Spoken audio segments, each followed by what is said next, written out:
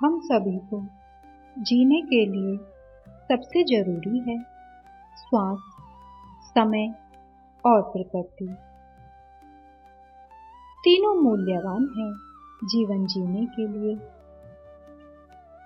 परंतु हम सभी जानते हैं कि हमारे ऋषि मुनि कोई साधारण नहीं थे। उन्होंने इतनी मेहनत की, अपना समय, अपना संपूर्ण जीवन युगों तक कि इस पृथ्वी को संतुलन के लिए ही समर्पित कर दिया। आज हम उस परंपरा पर क्यों नहीं चल रहे हैं?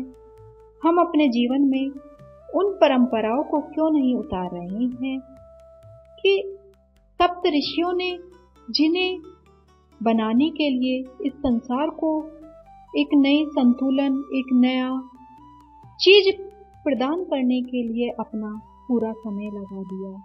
उनके साथ सभी ऋषि मंडली ने भी उनको इस कार्य में साथ दिया है। तो फिर हम अपने जीवन को उन परंपराओं में क्यों नहीं उतार रहे? अपने जीवन के तरीके को क्यों नहीं बदल रहे कि जिस तरीके से हम जी रहे हैं? मानते हैं अब मॉडर्न युग आ गया है, परंतु अपने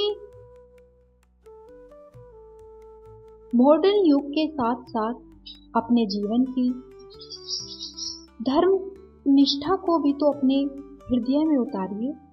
थोड़ी संस्कृति, थोड़ी सभ्यता को भी तो स्थान दो कि जहां से यह प्रकृति को एक संतुलन, एक आधार मिलता है। वो क्या है?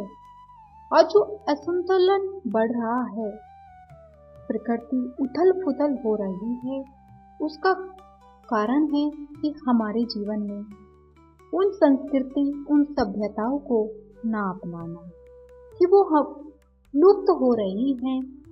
इसलिए आप अपने जीवन में उन संस्कृति, उन सभ्यताओं को लाओ। हम मॉडर्न हैं, ठीक है, उन्हें भी अपनाओ, लेकिन जो जरूरी है उस विषय को भी तो आधुनिक नहीं, अपनी परंपराओं को भी जीवन में धारण करो। जैसे कहते हैं क्योंकि सप्त ऋषियों ने एक ऐसा भी तत्व है जो केवल जीवन नहीं देता, जीवन की दिशा भी देता है। वह है यज्ञ।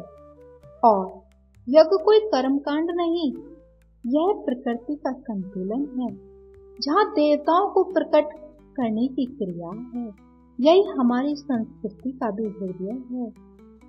यह विज्ञान से भी बड़े ऊर्जा का समर्पण है कि जब आप इसे अपने हृदय में धारण करोगे कि तो जो अग्नि है, जो यज्ञ होता है, वो केवल अग्नि नहीं जलती, कि आपके भीतर की दुर्बुद्धि भी उसमें जलती है।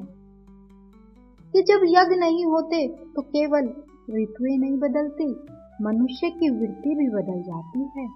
तो इसलिए अपनी सोच को बदलो, अपने विचारों को बदलो और यज्ञ को फिर से जीवित करो। जब तुम फिर से जीवित करोगे तो तुम देखोगे सिर्फ हवा ही दिशा नहीं बदलती, तुम्हारा जीवन भी दिशा बदलने लग गया है। और आप जिस घुटन में जी रहे हो उससे बाहर निकलोगे। आज लोग इतना बीमार रहने लगे हैं, क्योंकि हमारा जो प्रकृति का संतुलन है वो बिगड़ गया है, व्यवस्थित नहीं है, अव्यवस्थित हो गया है। यही कारण है कि लोग people of India suffering from mental disorder और माइंड स्ट्रेस